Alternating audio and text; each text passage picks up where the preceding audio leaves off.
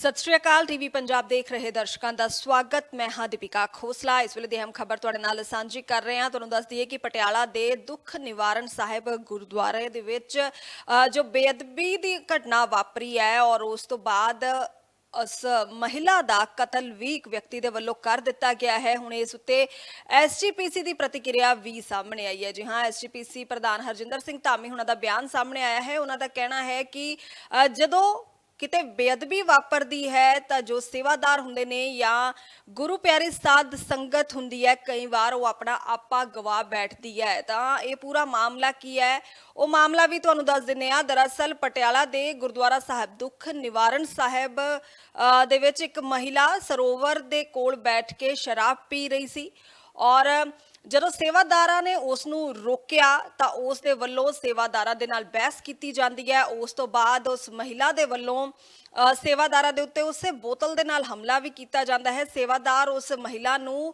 Manager दे कोल ले जाना चाहते सन, पर तू मैं जो है वो वध जाती है। इत्थों तक कि उस महिला दे वल्लों उस शराब की बोतल दे नाल सेवादारा दे उत्ते हल्ला भी बोलिया जाता है, हमला भी किया जाता है। और इस दौरान जदों ये बहसबाजी चल रही सी तो निर्मलजीत सिंह नाम का शख्स जो कि हर रोज़ नतमस्तक होने के लिए गुरु घर आउंदा सी, वो उत्थे पहुंचता है तो उसके वल्लों फायरिंग कर दी जाती है। 5 गोलियां उसके वल्लों चलाइया जांदियां ने, 3 गोलियां उस महिला नूं लगदियां ने, जबकि एक गोली सेवादार सागर कुमार नूं भी लगदी है जो कि जख्मी हो जाता है। जिथों तक महिला की गल की जाए तो 3 गोलियां लगन तो बाद उसकी मौके उत्ते ही मौत हो गई है। तो उस तो बाद तुहानूं दस दईए कि निर्मलजीत सिंह मौके तो फरार नहीं हुंदा, बल्कि वो उत्थे ही मौजूद रहता है। तो SHO के वलों उसनू गिरफ्तार कर लिया जाता है। SHO के वलों ही ये जानकारी जो है वो सांझी की गई है तो बनदियां धारावां के तहत मामला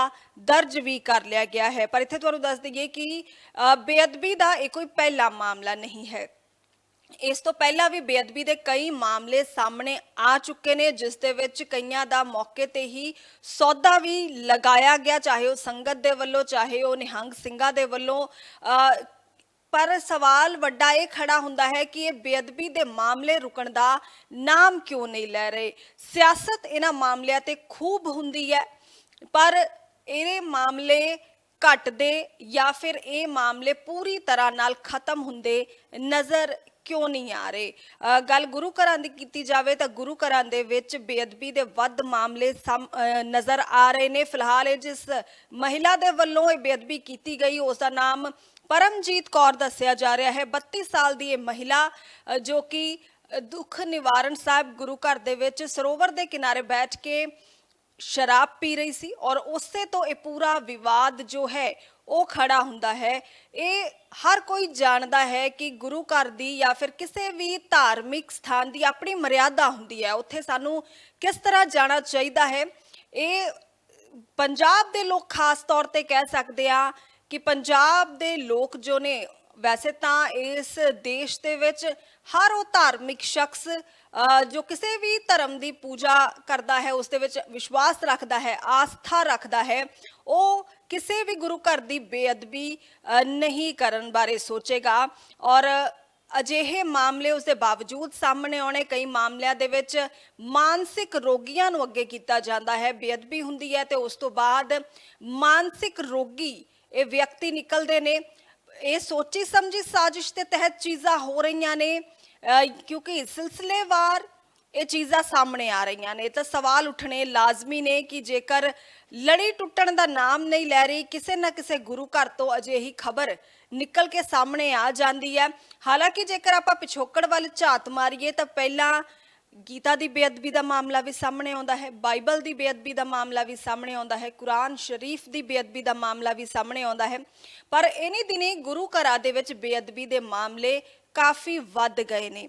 अगर असी अमृतसर की ताज़ा घटना की गल करिए तो उत्थे तां धमाके होण दियां खबरां चलियां और वो मामले देखण सुनण नूं मिले और उस तो बाद पुलिस प्रशासन गंभीरता दे नाल अजे उन्हां मामलिਆਂ ਦੀ ਜਾਂਚ कर रहा है। उस तो पहला कई बेअदबी के मामले सामने आ चुके ने, जिन्हां दे विच दोषियों के वलों जेल दे विच खुदकुशी करन दी कोशिशां भी कीतियां गईयां। एक दोषी की तां मौत भी हो गई है ਅਜਿਹੇ ਮਾਮਲੇ ਸਾਹਮਣੇ ਆਉਂਦੇ ਨੇ ਜੋ ਆਪਣੇ ਆਪ ਦੇ ਵਿੱਚ ਚਿੰਤਾ ਦਾ ਵਿਸ਼ਾ ਵੀ ਨੇ ਔਰ ਸੰਗਤ ਦੇ ਮਨਾਂ ਨੂੰ ਠੇਸ ਪਹੁੰਚਾਉਣ ਵਾਲੇ ਵੀ ਇਹ ਮਾਮਲੇ ਨੇ, ਕਿਉਂਕਿ ਭਾਵਨਾਵਾਂ ਨੂੰ ਠੇਸ ਪਹੁੰਚਦੀ ਹੈ ਤੇ ਉਸ ਤੋਂ ਬਾਅਦ ਅਜਿਹੇ ਘਟਨਾਕ੍ਰਮ ਜੋ ਨੇ ਉਹ ਵੱਧ ਜਾਂਦੇ ਨੇ ਔਰ ਕਤਲੋਗਾਰਤ ਤੱਕ ਮਾਮਲੇ ਪਹੁੰਚ ਜਾਂਦੇ ਨੇ।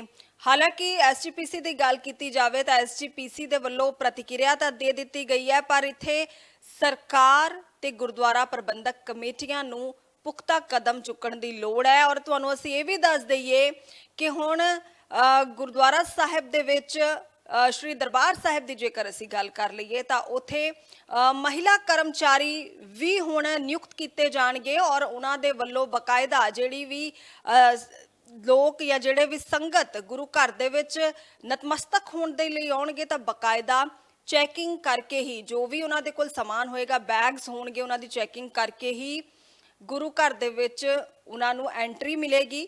ਇਹ ਕਦਮ ਇਸ ਲਈ ਚੁੱਕਣੇ ਪਏ ਨੇ ਕਿਉਂਕਿ ਕੁਝ ਘਟਨਾਵਾਂ ਅਜਿਹੀਆਂ ਵਾਪਰੀਆਂ ਨੇ ਜਿਸ ਦੇ ਮੱਦੇਨਜ਼ਰ ਸੁਰੱਖਿਆ ਦੇ ਪੁਖਤਾ ਪ੍ਰਬੰਧ ਕਰਨੇ ਲਾਜ਼ਮੀ ਹੋ ਗਏ ਸਨ। ਹੁਣ ਇੱਕ ਹੀ ਗੁਰੂ ਘਰ ਦੇ ਵਿੱਚ ਇਸ ਤਰ੍ਹਾਂ ਦੀ ਸੇਵਾ ਜੋ ਹੈ ਉਹ ਨਿਭਾਈ ਜਾਵੇਗੀ ਜਾਂ ਫਿਰ ਸਾਰੇ ਹੀ ਗੁਰੂ ਘਰਾਂ ਦੇ ਵਿੱਚ ਇਹ ਲਾਗੂ ਕਰ ਦਿੱਤਾ ਜਾਏਗਾ, ਇਹ ਅਜੇ ਐਲਾਨ ਹੋਣਾ ਬਾਕੀ ਹੈ। ਇਸ ਉੱਤੇ ਨਜ਼ਰਾਂ ਟਿਕੀਆਂ ਹੋਈਆਂ ਨੇ ਕਿ ਕੀ ਫੈਸਲਾ ਲਿਆ ਜਾਂਦਾ ਹੈ, ਪਰ ਇਹ ਆਪਣੇ ਆਪ ਦੇ ਵਿੱਚ ਬੇਹੱਦ ਦੁਖਦ ਗੱਲ ਹੈ। ਇਸ ਤਰ੍ਹਾਂ ਦੀਆਂ ਘਟਨਾਵਾਂ ਦਾ ਵਾਪਰਨਾ, ਇਹ ਸੰਗਤਾਂ ਦੇ ਮਨਾਂ ਨੂੰ ਠੇਸ ਪਹੁੰਚਾਉਣ ਵਾਲੀਆਂ ਘਟਨਾਵਾਂ ਦਾ ਵਾਪਰਨਾ ਆਪਣੇ ਆਪ ਦੇ ਵਿੱਚ ਕਈ ਸਵਾਲ ਵੀ ਖੜੇ ਕਰਦੀਆਂ ਨੇ। ਕਾਨੂੰਨ ਵਿਵਸਥਾ ਦੇ ਉੱਤੇ ਤਾਂ ਆਪਣੇ ਆਪ ਸਵਾਲ ਖੜੇ ਹੋ ਹੀ ਰਹੇ ਨੇ, ਪਰ ਹੁਣ ਸਰਕਾਰ ਨੂੰ ਔਰ ਗੁਰਦੁਆਰਾ ਪ੍ਰਬੰਧਕ ਕਮੇਟੀਆਂ ਨੂੰ ਪੁਖਤਾ ਕਦਮ ਚੁੱਕਣ ਦੀ ਇੱਥੇ ਜ਼ਰੂਰ ਲੋੜ ਆਣ ਪਈ ਹੈ ਕਿਉਂਕਿ ਇਹ ਸਿਲਸਿਲਾ ਟੁੱਟਣ ਦਾ ਨਾਮ ਲੈ ਨਹੀਂ ਰਿਹਾ। ਫਿਲਹਾਲ ਇਸ ਪੂਰੇ ਘਟਨਾਕ੍ਰਮ ਤੇ ਤੁਹਾਡੀ ਕੀ ਰਾਏ ਹੈ, ਤੁਹਾਡੀ ਕੀ ਪ੍ਰਤੀਕਿਰਿਆ ਹੈ,